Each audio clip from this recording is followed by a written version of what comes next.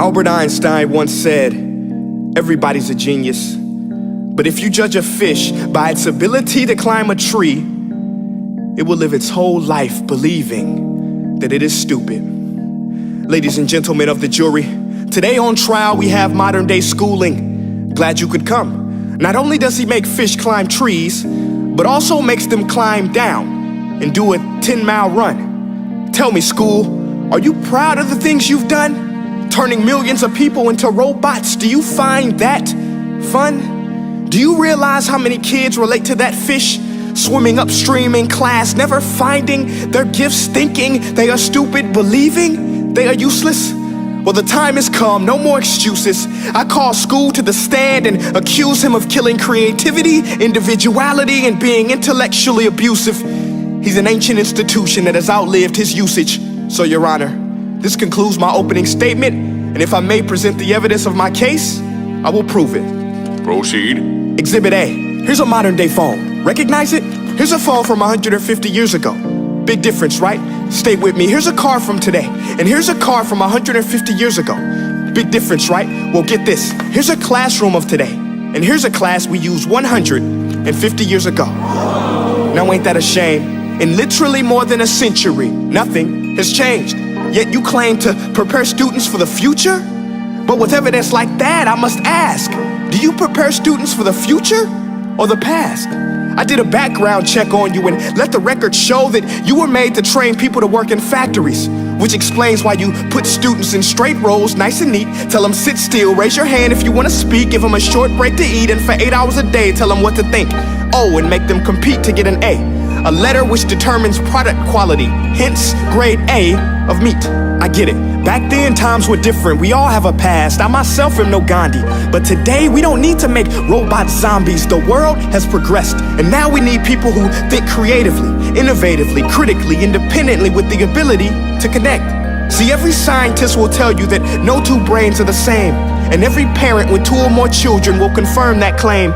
So please explain why you treat students like cookie cutter frames or snapback hats, giving them this one-size-fits-all crap. Watch your language. Sorry, Your Honor, but if a doctor prescribed the exact same medicine to all of his patients, the results will be tragic. So many people would get sick, yet when it comes to school, this is exactly what happens, this educational malpractice, where one teacher stands in front of 20 kids, each one having different strengths, different needs, different gifts, different dreams, and you teach the same thing the same way? That's horrific.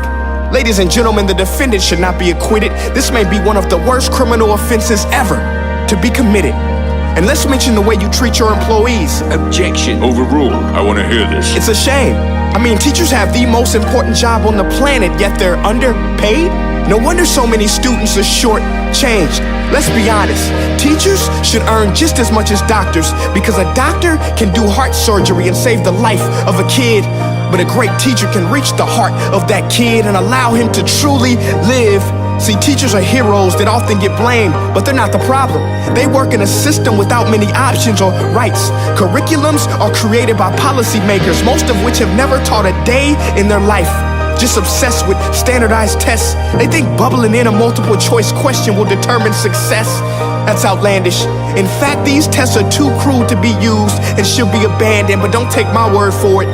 Take Frederick J. Kelly, the man who invented standardized testing, who said, and I quote, "These tests are too crude to be used and should be abandoned." Ladies and gentlemen of the jury, if we continue down this road, the results will be lethal.